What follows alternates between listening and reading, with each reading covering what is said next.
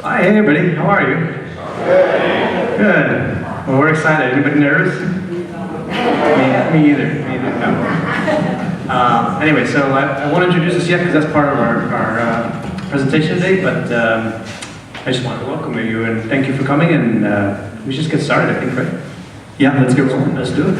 Okay, here we go. So first off, I'm going to start with obviously the easy one, which is thank you to everyone for being here. I know you guys are in slightly reduced numbers right now for the summer, and we can't wait to see you as you swell and expand and tell all your friends and invite everyone else to come join. But this is going to be just a little bit of a directed talk first. There's also a little interactive bit, so after this thing, please come up, enjoy the model, enjoy the working process stuff. This slide sort of represents some examples of options not taken, paths explored, but not utilized. But the purpose of our visit here is you guys, and it's about your new home. And you guys need a home. You don't have a home currently, and you desperately deserve the best we can offer you, so that's what we're here to share. We, in aggregate, reflect on the greater surface, sort of three individual entities. We have Ibero Arizona, we have me representing Blank Studio, and we also have the School of Architecture at Taliesin represented as well. And in talking a little bit about who that team is, who's going to be speaking to you today are Me, Lucy Bada. Teresa Rosano. and Matthew Trobotowski. But the project obviously isn't just the three of us. It's so far we've been able to count up at least 30 people that have already in some way touched this work, and we're really kind of still at the very beginning of this, and there will be a lot more people that are going to continue to touch this. And if somebody has touched this and your name isn't up there, I desperately apologize for not getting there. I'll take your notes. Jose is here. Jose Amada, he represents Taliesin. He's here, and he is going to. I'll point out the work that he's provided as well. So we do have a representative from Taliesin here. One quick note of thanks. I want to give a note of thanks to Samuel Martin, who did the lion's share of this presentation. Just amazing work. So when you see beautiful graphics, things that are clarity, you have him to thank, not necessarily us. All right, so let's talk about schematic design. All right, so we are in this is the process, really the 6-step process for any design and construction project. So where we are is getting toward the end of schematic design, and so schematic design is where we come up with ideas, think about how this is going to be on the site. We start to get into ideas of materiality, but not quite yet. There are a lot of details to talk about that then begin to develop in the next phases, design development and construction documents. Construction documents being kind of the blueprints phase. So there are many details that we continue to explore and refine throughout that process. So here we are kind of in the big ideas stage. And if anyone has seen this graphic before, it's been on the website that we've posted and begun. I know some of you have sent comments, and we appreciate that. We appreciate that you're following that. One really quick note that after this, all of the information you're going to see today, the plans, the images of the model, etc., will all be uploaded onto that website. So hopefully it actually makes a little more sense, because the purpose of the website to this point has just sort of been about peeking in the window of the architect's studio. So if you didn't understand necessarily what it was, or if it didn't feel like it was directly applicable to you yet, trust us, it all does, and we'll show you how it all ties together. So that will all be updated soon, so please keep following up with that. Except that you could also imagine that some of it will fall off and doesn't apply, but we're holding on to it and keeping track of it, using the website as a resource for holding on to ideas, and also communicating with each other. So while it doesn't communicate with you directly, eventually you'll be able to see something and understand it, and that's what Matthew's saying, but at the same time, there's some things that won't make sense anymore, and have moved on, so that needs to be okay. And some of that is what you're seeing over there. Those are about conversations we're having with each other about what the ideas are and different explorations. So that's a little bit of a peek into the architect's window as well. Excellent. So the first major step is, who has not been to your site yet? Show of hands. Physically, who hasn't been out there yet? Okay, all right, there's a few. You guys own a 7.5-acre piece of property. And really, if you haven't gone to see it yet, we're gonna introduce you to your property right now. That's kind of the point. We're gonna step back to the very beginning, because it really is about, you know, this place. And your site is gonna inform an awful lot of decision making. We're gonna try to clarify how those decisions got made and how they're applicable to both you, your needs, and the place you have available to you to work from. Okay, so here we're looking at the actual footprint of the property. This is what you've bought. This is what you own. Those are the property lines that define the area that you pay for. But not all of it is accessible. Some of it you'll see in setbacks is not accessible for building. Correct. And that's what's sitting right behind me. This is a representation of what we have up on the wall right there. So this is your 7.5-acre parcel. You are going to see there's a building on this thing right now. It's outlined, the shape of this, even some of the adjoining houses that are there. So when you come see this, this is 1/200th scale. So blow this up 200 times and you have what's out in the real world. So here's your site. Yeah, so there's a road, Portero Farms Road. This is a future road. Right now it's just a driveway that is unpaved. Also a place where we expect that at some point there will be utilities running down that, but we haven't confirmed that. And we don't know exactly when that is scheduled. We haven't found out about that yet. This is the buildable area. So you're seeing here the definition of the area that you can build in with the limitations that come with the particular zoning that your property has. Those are called setbacks, which means the governing agency has determined that you cannot build within these areas, and so that is an area setback from the property line of no build. So that's the buildable area. And here we're looking at, so we did a quick evaluation of several things. We went out and surveyed the saguaro that are there, and well, anyway, so this is about the actual views and particular directions toward those views, and they are influential in the planning of the design in some ways, and in other ways we are also focusing on other things like the saguaro that are on the property. These are very important markers that we use as wayfinding. In fact, I don't know, some of you might know that we named your saguaro, so if you want to know what the name of the saguaro is, let us know and we'll tell you. In fact, I think it's one of our documents. There's a document here on the stage that actually contains a lot of information in case you're not up to speed on that. That document will help a lot. It has a lot of the information that we got from the civil engineer, but also other things that we added to it that you might find relevant and interesting. But among them is the saguaro. As you can see, the saguaro are a major feature and to some architects an impediment. But for us, we see them as an asset. They're these tremendous, giant, heroic figures on the landscape that were there before us, and so we're working around them. So we're going to ask that you also be considerate of them as well, which I know that you are. So already. Are the red dots the saguaro? The red dots. So the red dots represent the saguaro. So take note of how dense they are at the very front of your property. And each of these dots, which in this model are represented in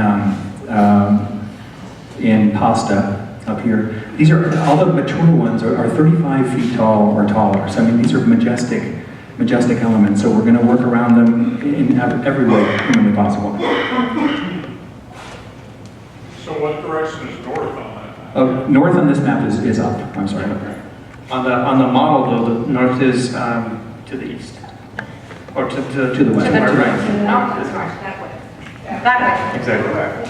Yes. No, on the model, it's Well, to it's our just right. tipped.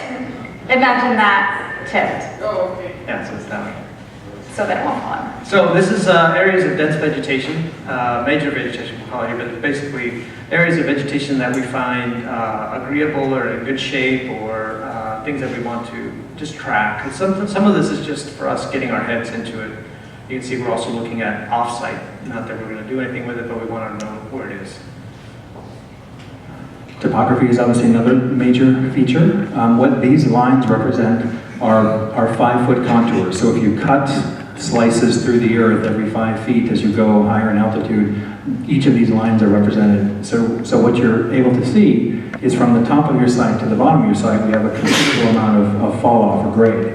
So the elevation at the front tip up by Cotero Farms Road is 2310 above sea level, and we have 2273 down here at the far end. So it's dropping off nearly 38 feet from tip to tip of your property. So we have a good amount of fall across the whole coast.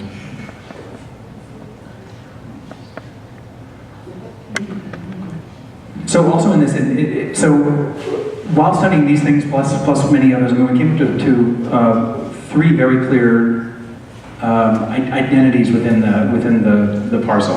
We have what's clearly what we're calling the front yard, an area of mature vegetation, dense vegetation, considerable saguaros, things we want to protect, you know, under all costs. We have the street frontage as well. The street frontage as well. And so the prominent view, the highest point of the site is there, so the most prominent view from the street. As you fall off toward the back, you lose the view from Cotero Farm Road.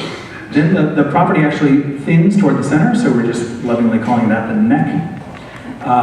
In our visits, I think we all agreed that that is probably the most serene part of the entire property. You know, as you walk further back, you get away from the street noise.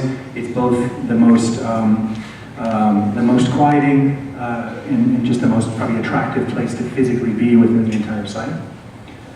And then we have the backyard, the rear yard, which unfortunately is probably one of the lesser.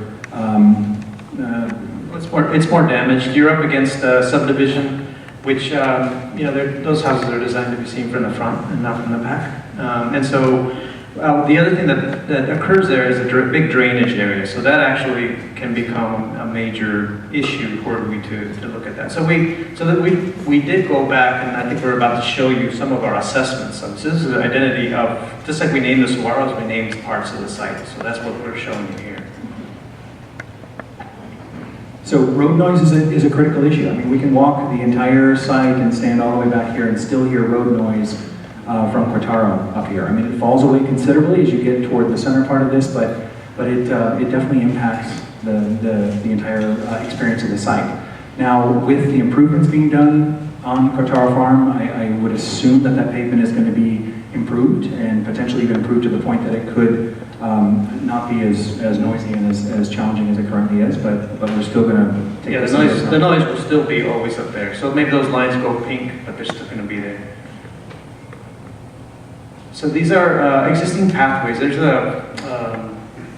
a family of ATVs that travels across this site, so they're going to be very sad. I saw them actually, because we, you know, a couple of visits to the site. I've seen them twice, and they like to just drive around. They're not reckless, but they have really produced these ruts of areas that aren't growing anything because they've been trampled.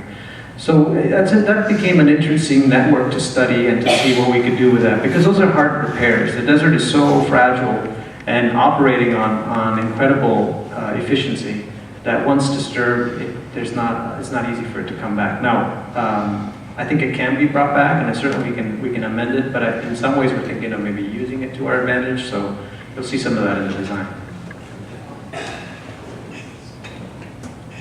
Waterways and washes, and these are obviously only active primarily when the rain is falling, but they also are considerable elements within the landscape. So they shape and they scar and they score these things. So we want to try to work with them as much as possible. We're not going to redirect drainage where we don't have to, because we want to leave natural flow to occur as possible. Basically what's happening, these channelized flows at the beginning are toward the north, toward the top, begin to basically open up and become quite a large sheet flow across the entire southern part of this, which is why it's a very, you know, pretty decimated part of the site.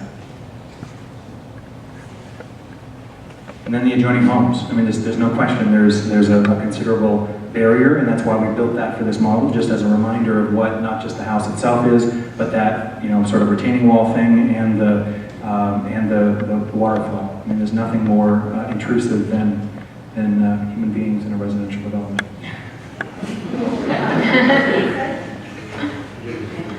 Okay, so one of the things that we have discovered that you might want to be aware of is that the sewer line, that's basically how we would connect to the sewer. And of course, you can't be on septic, in case you were hoping we might be able to pull that off. You need to connect to the sewer. So the property to our right is not owned by you, it's owned by somebody else. I'm not entirely sure who that is. But because they would ultimately be disconnected from their access to sewer and water and utilities. There needs to be, you're going to need to provide an access to that service. And so that, what you can kind of make out as being the dashed dark line that keeps going horizontally past the churn there, that's a amenity that needs to be made available to the owner. Now it's probably most cost effective to take it there once once this is happening, and I'm really getting way ahead of now, but basically you can take it right up to the property line, and you can know that that's going to be disturbed later. And we have a strategy for that, so we don't have to worry about that now. But yeah. That property is owned by Church International, who we bought our property from. And part of the agreement, we traded a little extra land because we gave them an agreement that we would allow a hookup there. That's okay, so that's exactly what I'm trying to say when you said it better. Yeah. But it's a real sewer, like a city sewer, right? So it's a big thing. It's not physically big, but it's a big thing. Where you have access to it, and there'll be a manhole in it, and Multiple manholes, yeah, and it's going to manholes. have a paved surface, not paved, at least a drivable surface atop it. So it's a considerable development to get it from this point over to here, and then to obviously continue it to allow for access there. So if this is an 8-inch main, our building connection then becomes a 4-inch line, but basically we're tapping onto this extension of a new main. So we have to move it quite a distance is one of the points. The vertical 4-inch line is less of a big deal. That's more like what our houses have. But the 8-inch main, It's a public sewer. it's a public sewer. Yeah. Same with the water. I Yes. think so. Yeah. I'm pretty sure. What was the question? If you pay for that, you're probably responsible for that. But let's not get too hung up on that. It's kind of a sad thing to talk about. Let's talk about something else. But water's coming from the same place. This is potable water and also fire sprinklers. And finally from the front street, we can access gas and power. And so this begins to get us into, okay, with all that stuff being knowing about the zones, we begin to really, we're skipping several steps, and that's what's in the documents up here. But for the point of moving forward, what ultimately was really identified as the prime building spot is located right up here. It's somewhere that protects the front yard, it protects the neck, which is this handsome area, and it potentially utilizes the back for future things like walking paths and things that you want for future amenities. So within these zones, one more time, we have our front yard. This middle yard neck has a slope to it which is greater than 4%, which doesn't make it good for vehicle parking. And immediately when we get past that to the gray area down below that, then the grade begins to level off some. It's less than 4%, so that's actually ideal and optimal for vehicle parking. So what you're beginning to see is a proposal that says, look, we could put parking trays down here, a drop-off path that comes by a potential building right here, and then a garden growing path that connects between the two.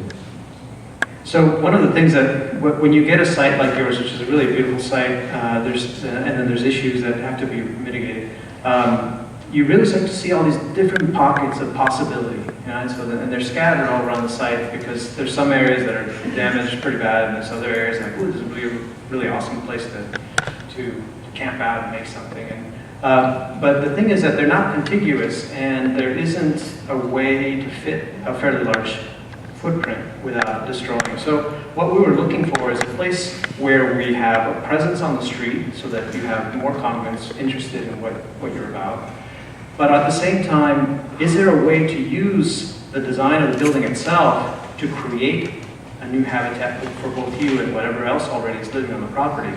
To use the building itself as not only a beacon to the street, but also as a way of redefining the back part of the space, what Matthew's calling the neck, and really making that a special place. And so we started to find that front area was where the building wanted to be, and then because of the topography and because of the opportunity to actually travel through that landscape, to use that landscape and all that beauty that I was talking about, putting the parking lot in such a way where you discover that. And every time you come, there's something different because there's animals and rabbits running through, and there's that experience of arriving is enhanced by that positioning. So we can talk about more of that. How many hundred yards are there between? It's 1,000 yards. 1,000 No, I'm yards? kidding. I'm kidding. It's no more than 400 feet. So I'm sure you all parked, if not all, majority of you parked in the front parking lots up here. The distance from that lot to this room is greater than what we're proposing. Just on paper, it looks like a lot, right? And the whole idea is that it's a shaded pathway, utilizing what's already damaged and discovering all those things that are there, walking through the saguaro. The main thing is to protect the saguaro, and that's one of the reasons why we pulled it away as well. Right, and now, so to piggyback a bit onto that, we have, not included here today, but we can have as either an immediate supplement or something that we can have as another meeting, another landscape proposition which talks through much of this stuff in a lot more detail. We're showing you mostly the highlights of it because we want to get to the building, and then we can work backwards into the landscape components of it. But for now, we are just going to communicate the idea of where potentially a building is located, where the entry drive and drop-off ADA access parking is, a new grove of trees, and then a path down to the parking trays, which are to the south. So also take notice that both the walking paths and the driving paths are utilizing what's already damaged on your site. And so we're already using the things that have already been torn up, so we don't want to damage additional desert. We want to keep and maintain as much as possible and utilize what's already been disturbed. One thing you want to notice is, let's look at the previous one. So look at the building size and try to keep that in your mind. Now click to the parking lot. So you can see the parking lot. We try to keep it as compact and as small as possible, but it's a much bigger footprint. So that's another reason why, if we're going to put that, let's put it where the site is already damaged. And in the location where it's most level and we have the least amount of what we call cut and fill, and we have to re-damage the site just to make this even usable as a parking surface if we make it in one of the more challenging locations. So a lot of things are converging to say this makes the most sense, and that's what we're trying to communicate to you here today. So you guys didn't come here to listen to us talk about parking, probably. It was mostly about the building. So having worked with you way back 10 years, 12 years ago, something like that, I got to know you a different version of that you saw yourself in. So I came to understand you in a particular way. And with this project, I had to kind of relearn that again. And I had to rethink things. I don't know, some of you might know, some of you might not. I teach at the university, and I teach using your program, your design project to the students. So every semester, the last 6 years, your project has been designed by 60 students every semester, at least 60.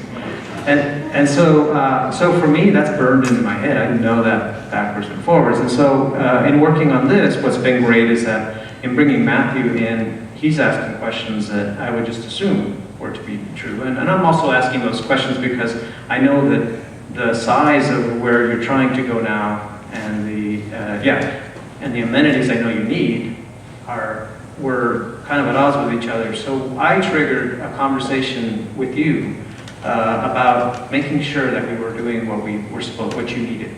And so what this is about is an addressing of the program again, looking at what your needs are and making sure and confirming that the sizes are right, that the spaces are right. And in that conversation, Matthew was on conference call, so he was in the room, but Richard was definitely ill. And I was ill, yeah. But I got through it, and it was a good meeting because I got to learn a little bit more about what you're willing to I would say sacrifice, but reinterpret. So you're the willingness to say, okay, we know what normal REs are, we're going to do a super normal one, or something that's, different, but better for us. And so that was kind of really neat to establish this and reestablish it. And so that was great for me, if nobody else. Go ahead. So what you're seeing here came out of conversations that on May 9th, sort of a final program came out of that to determine what was really needed. And so this is really just reviewing that process, and then also where we are now, which is pretty close to that. Right, so out of that we were saying 10,744 is what we had tallied after that meeting, and what we're bringing you today is 9,960, and we'll show you how that lays out now. So let's get into the concepts and the ideas about what the building is actually about. Having it very well ingrained that budget is going to be a serious challenge. I mean, we needed to make sure we had the mindset that this needed to be as compact and as efficient as it could possibly be. There was no question about that. So I think when you begin to explore maybe some of the paths untaken or see some of the things we had tried before, some of them were much more open-ended, much more surface area, much more circulation between. Things that make for great spaces, great architecture, but they also cost money, and they're issues that we needed to confront head on right here. So for the efficiency of that was something that was certainly paramount. Everything we talked about in terms of the site, the damages, the prime location, all of that comes into then just an ethic and an aesthetic of limiting what our disturbance on the landscape is. So to touch it as lightly as we can, and to definitely focus with and work with the elements we have. And one thing I wanted to add was, we started to think about the building not only being a place for you to use on the inside, but also a way of backdropping the landscape to actually feature it, almost like putting it on stage or backdropping it. This diagram, it's a diagram, so we can't get too hung up on the details of it, but the plane on the other side of the saguaro, that's going to be facing the street, and so the idea is that we're backdropping. If you notice, there's a high density of vegetation, beautiful saguaro right up against the street. And so, rather than compete with that or hurt that, what we're thinking about doing is essentially putting a very simple line, a simple plane that is subtly and sophisticatedly doing something, but not in any competition with what's out there. So that when you drive by, you're seeing the desert. It's about the desert, and that's kind of what's happening in this diagram as well on this side. So in acting as a positive, another thing it's doing for us is it's protecting the rest of the site from the street noise. We're creating this threshold or a barrier which segregates us from the worst part of the noise, which is Cortera Farm down here, to the rest of the usable site, which is immediately behind. There's no question this will become a handsome barricade, a barrier which isolates that noise and allows for more of a serene inhabitation of the site.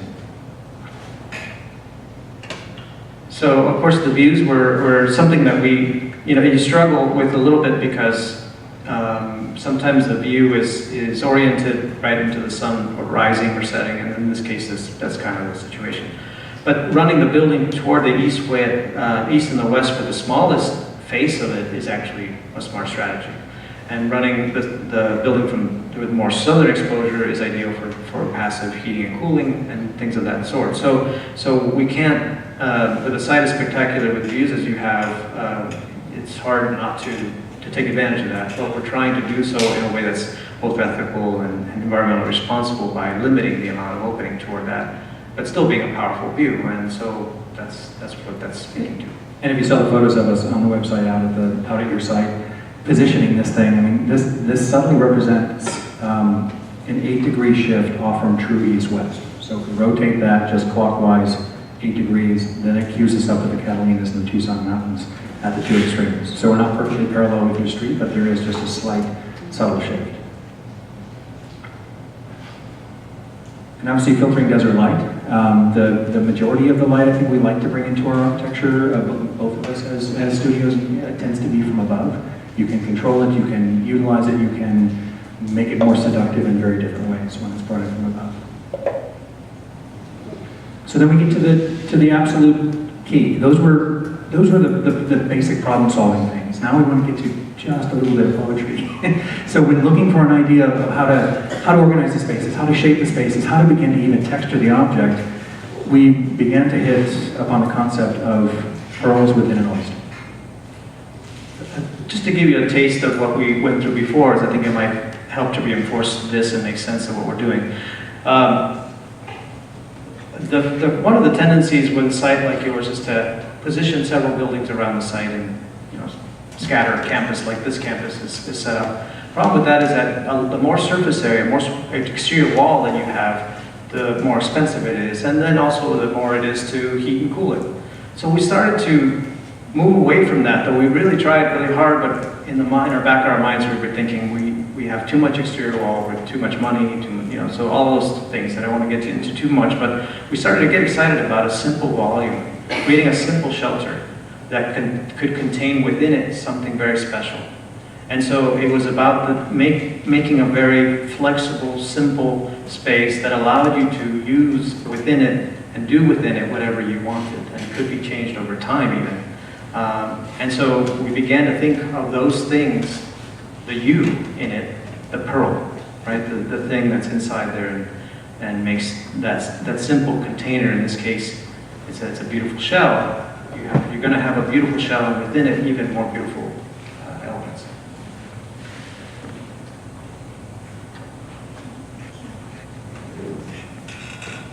So here is the floor plan that begins to illustrate that, and we're going to go through it in detail in a minute. But what I hope you begin to see is that there's these two planes that we described leading into this. And then within that, we're looking at these elements that contain the things you need and simplify them so that there's fewer elements, fewer things, but maximizing flexibility. So I won't go through the details because it's about to happen here, but it's that idea we were talking about. And that's what gave us an anchoring and gave us the ability to do this project with greater clarity.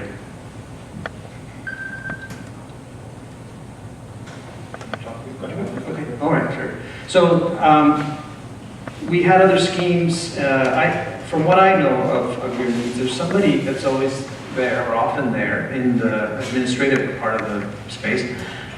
And that person needs to keep an eye who's coming and going, looking at the parking lot and keeping track of things, being easy to find and easy access. So this is the area that is considered the administrative area, the office and workroom spaces that are right off the entry, but allowing the entry to just continue to flow through so that it's not, while it's keeping guard and being available, it's not necessarily it's not in the way. And we designed the space, the restrooms, to be gender neutral. So what we have here is a restroom. I think this is the way everything's hopefully goes. I think basically there are doors, full-length doors, and stalls. So they're quiet and they're private, and you go in, you close the door, just like you would at your home.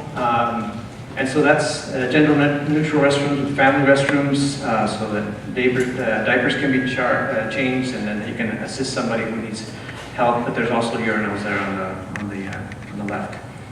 Yes. Yeah.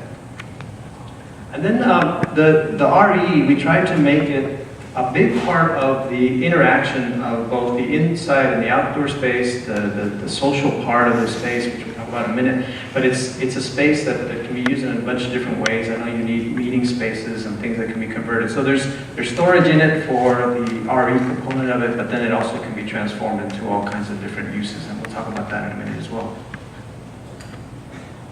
So one of the things that we discovered, or I discovered, is that a social hall is something that you might do later, but at the moment, it's more of a social space. And I started calling it, I started to understand it more as a living room, like the place where you gather. And after a practice, you spend time, you drink coffee, and you sit down, and you can be in a different relationship with each other. And so it's really about that, coming together and gathering in a very informal way as opposed to what we're doing right now, which is more formal. And then that having a connection not only to a kitchen, which this has, so that you see that long bar there with a couple of 4 stools there. I think we can add some more stools. But it's basically a very simple kitchen, living room relationship, like the great room of your house, or some houses have. And so, but on a bigger scale, of course, so that you can have many people there, and that place can be transformed and used in a variety of different ways. And it has a strong relationship to the outside and to the view. So to the right, not showing here, but to the right is the Catalina Mountain view.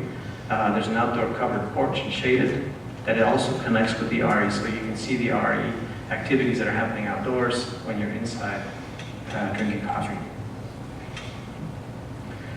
And so the Pearl in this space then begins to create, by its being almost freestanding in the space, begins to create circulatory spaces around it. So one of the ways that we actually were able to save a lot of room or space, floor area, was essentially eliminate hallways. as much as we could.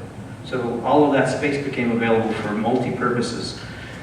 We call this a gallery though because it's by having something float in the middle of the room, you obligate then to there to be the space that is hallway and circulation. But we don't want just to make a space that is purely circulation. What we want is a space that quiets you, that as you move toward entering the sanctuary, it readies you, it prepares you. And along the way, there's space for art, there's space for light, and the joy of light. And we're doing some subtle moves with the qualities of and the amounts of light to quiet the mind, to prepare you for coming together to practice. And then the other side of that space that results from floating this in the middle of this box. By the way, we were calling it the bento box for a while. Because what a bento box does is it organizes disparate things and makes a beautiful thing out of things that are different. And that's a lot of metaphors. We dialed it back to a few. No, I A lot of them had to do with food. Yeah. Yeah. So here you can imagine storage. There's the family quiet room, or the space where families can move to if they need to, and that looks back into the sanctuary. The AV is actually above that space, and then to the right there's storage for clearing out the sanctuary of chairs and what's in there, and it can be repurposed and used in a different way. So there it is. The sanctuary seats 200 well, actually it can seat more than 250 people. We have like we're showing 260. 260. But since you don't need that many, then the circulation will actually get a little easier. But the circulation works for as well. It's just a little bit narrow, but perfectly compliant and accessible to all. So that's the sanctuary space. And then, what else? And then these are the porches. These are outdoor covered spaces where you can have an impromptu gathering, just enjoy the views. Sunset, so you basically have a sunset patio and a sunrise patio.